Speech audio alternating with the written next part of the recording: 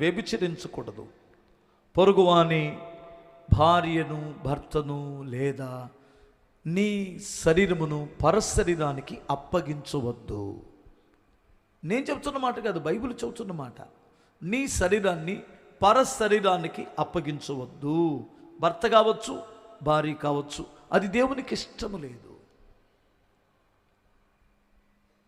Brother, అర్థమవుతున్న? పొద్దున్న లేచిన దగ్గర నుంచి ఏ పరశరీరం దొరికిద్దని నువ్వు పోరాడుతున్నావా? ఎంత నీచమైన బాధో, నీచమైన ఇటువంటి కోరికో తెలుసా మీకు?